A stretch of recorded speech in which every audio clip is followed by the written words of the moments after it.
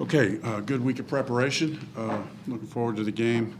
We will rule out Quiddy Pay and Shaq for the game. Open it up.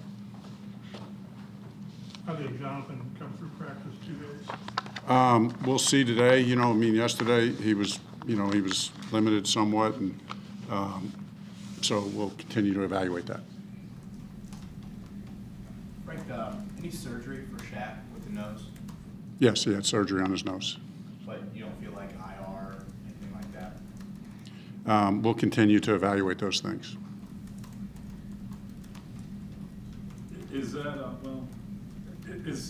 is the concussion still a present issue for him, or the nose?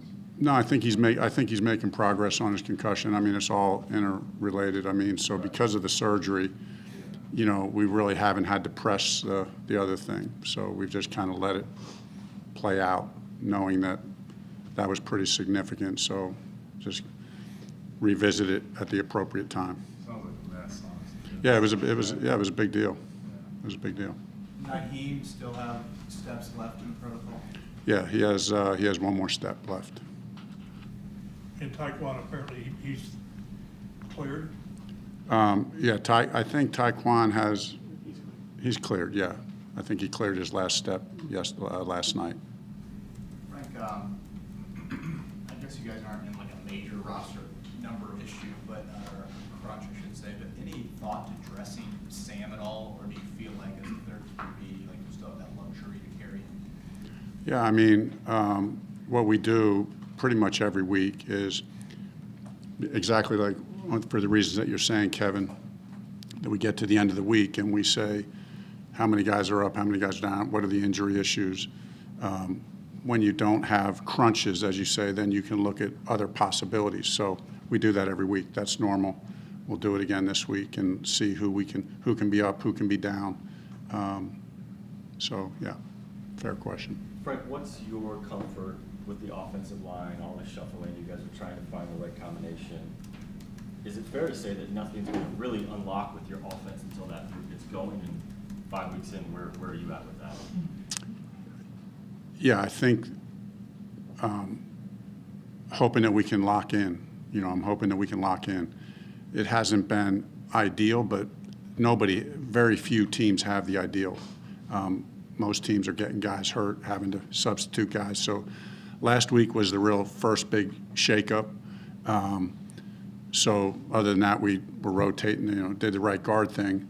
But last week was a big shakeup. So hope to lock that down this week and then build that chemistry and probably have to adapt because, right, I mean, somebody, during the course of the year, somebody probably gets nicked. We're dealing with what every team deals with. But what we're really focused on is, just continue to find ways to get better as an offense and continue to find ways for those 5 guys to really get the chemistry that they need. With Julian back, does Rodney Thomas, is he still a guy that would factor into playing time? I mean, Rodney's played well. We're excited. Obviously, how we feel about Julian. So we got, 2 really good players. So we got to evaluate, Julian's coming back, off of his, his ankle, and he made really good progress this week. So we'll see how he responds tonight and really figure out how that'll shake out for the game. Coach, I think we ever really asked you about Deion Jackson, kind of performance he had. He said, I know you're waiting to see on Naheem, but was that a performance that let you know like maybe you could take some of the load if you need? Very good performance by Deion. Very happy about that. But and I don't mean this in a negative way at all. It's one performance, right? I mean, it's easy to. I shouldn't say easy. Anybody can have one good game. What we're looking for is consistency in performance.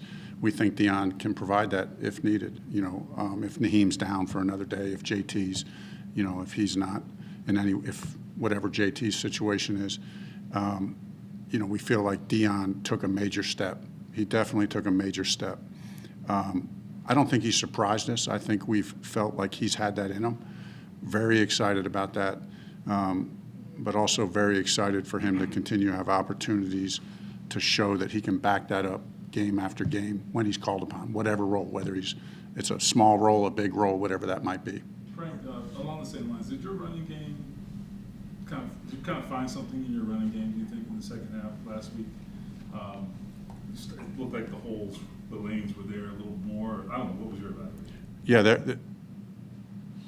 the run game showed a little bit of glimmer last week, so we were excited about that. You know, the way we keep run efficiency score, you know, that still wasn't at the level that we're used to having it, but we did have some explosive runs that's a good sign, something to build off of, and I believe we will. I'm excited about it, and this is a great test this week because we know this is a great run defense that we're about to face, a great run defense. So really good opportunity to see where we're at. With the run game, you know, maybe you guys know more about JT than you're running on whatever. But are there a couple of variations of the game plan depending on whether he's there or not? I don't think so, Chap. I mean, you know, obviously if JT's there, you know, if JT's there, you know, then he's going to be a workhorse, you know, I mean, because of the player that he is. And if he's not there, you know, then, you know, it'll be, you know, we'll manage that like we did the previous week. Okay, King, last one. Yeah, Coach, what does a player like Julian bring to the lineup, not only with his play, but with kind of his emotion and energy, especially with an emotional leader like Shaquille out of the lineup? Yeah, no, that's a great point. Julian, he does bring a lot of juice. You know, he's a very emotional player, has that enthusiasm, that contagious enthusiasm, and it's really backed up by he's a playmaker. You know, he's been here just a short time, obviously had the tough injury, but he's just shown that he knows how to make plays at key moments. So that combination of emotional leadership and playmaking is something that every defense and every team can benefit from.